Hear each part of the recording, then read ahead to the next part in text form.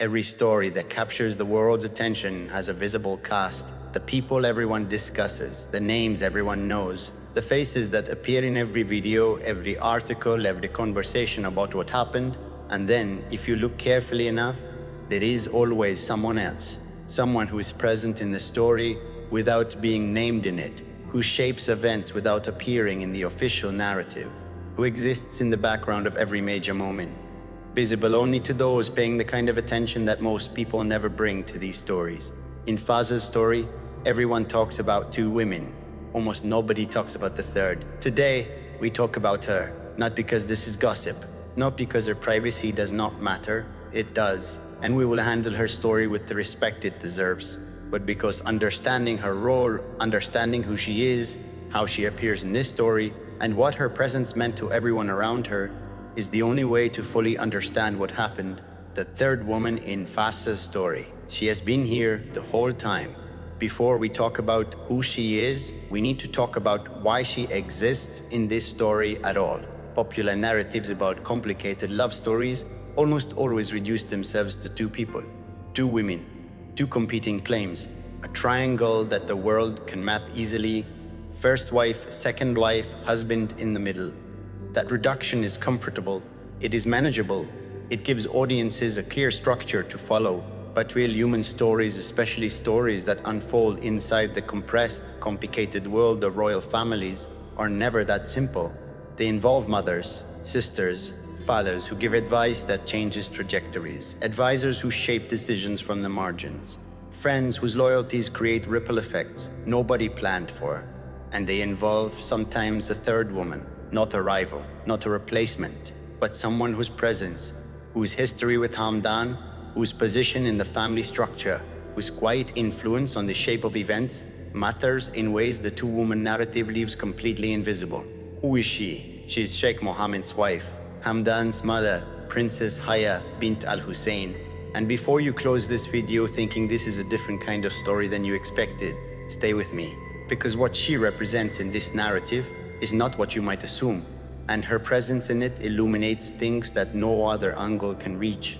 The third woman, Princess Haya bint al-Hussein, daughter of King Hussein of Jordan, former wife of Sheikh Mohammed bin Rashid Al Maktoum, mother of two of his children, international equestrian champion, former goodwill ambassador for the United Nations World Food Programme, and one of the most significant figures in the background of the story we have been telling across this entire series. Princess Haya's story with Sheikh Mohammed is one of the most dramatic in the modern Arab world.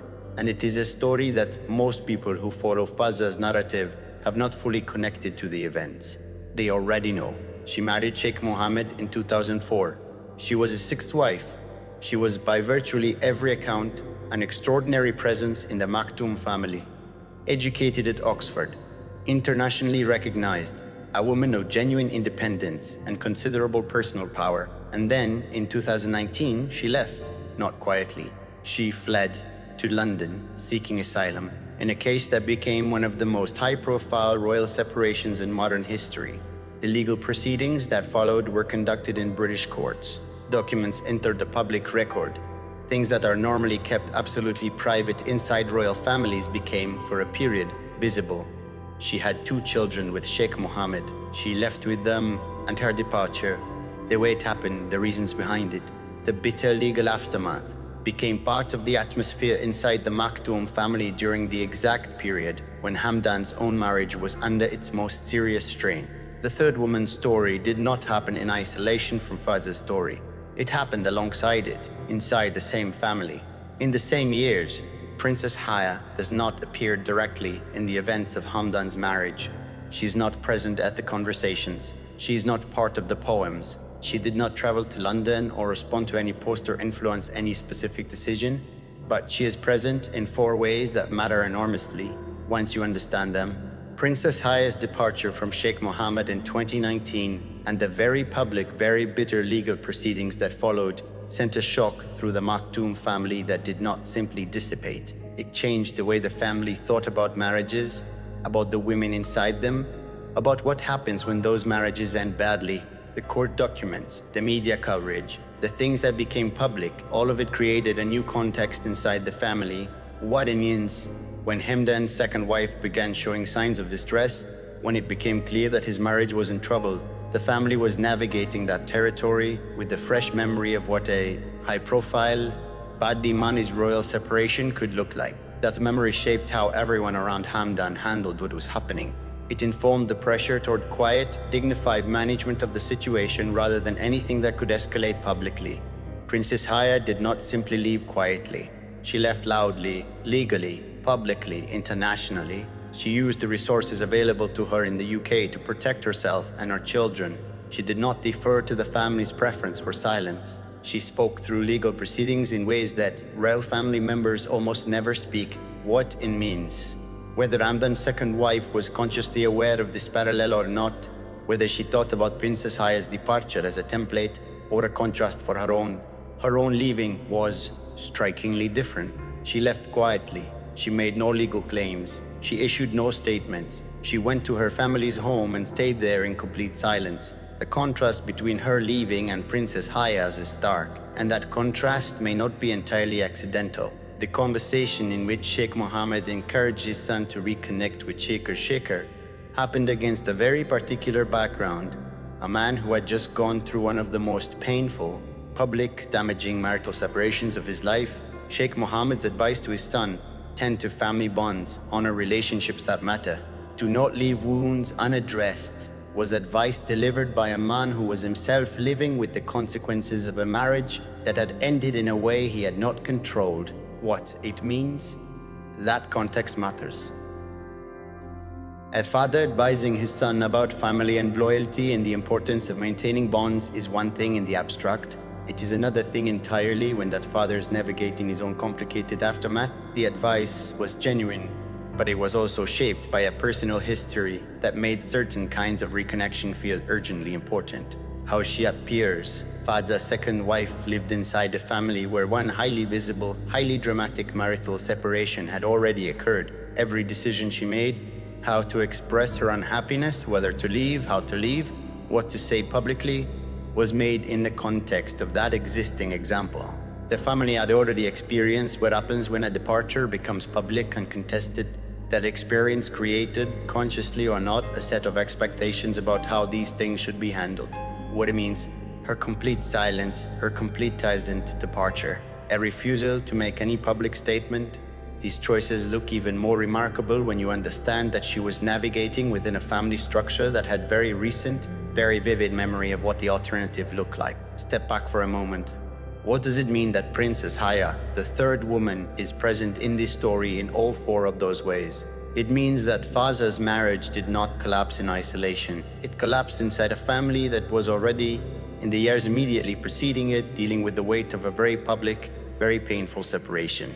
A family that had watched one marriage end in international courts and legal battles, and documents that never should have been public becoming public. That context, that atmosphere shaped everything. It shaped Sheikh Mohammed's advice to his son. It shaped the family's preference for quiet management over public confrontation. It shaped the way Hamdan's second wife understood her options. It shaped perhaps the way she chose to leave, with a dignity and a silence that stands in striking contrast to what had come before. Understanding Fazza's story without understanding Princess Haya's is like reading the second chapter of a book without knowing what happened in the first. The stories are not the same. They are not parallel, but they share a family, a history, an atmosphere of consequence that neither of them could entirely escape. And that shared atmosphere is the invisible layer of this story that almost nobody discusses. I want to address the obvious question directly. Why does nobody talk about Princess Haya in the context of Fazza's story? Several reasons. First, her story is genuinely complicated and sensitive in ways that go beyond the scope of most discussions of Fazza. The legal proceedings, the children, the international dimensions. It is a separate story with its own full complexity, and connecting it to Hamdan's situation requires care. Second, discussing her requires moving from the relatively simple narrative, two women, one man, love triangle, into a more nuanced territory where family dynamics, generational patterns, and institutional pressures all play a role. Most content about Fazza stays on the surface of the simpler story because that is where the views are. Third, and this is perhaps the most honest reason, people are cautious. Princess Haya has been through something extraordinarily difficult and public. Bringing her into another story, even analytically, feels like another intrusion into a life that has already been intruded upon enough.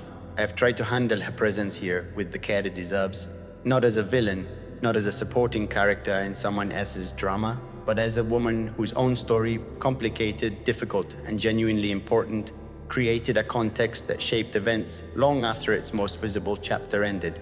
She deserves to be seen clearly, not reduced, not used, seen. The third woman in Fazza's story, present in the background of every major event, shaping the atmosphere without appearing in the narrative, influencing decisions, options, and choices, not through direct action but through the weight of a history that everyone inside that family carried with them.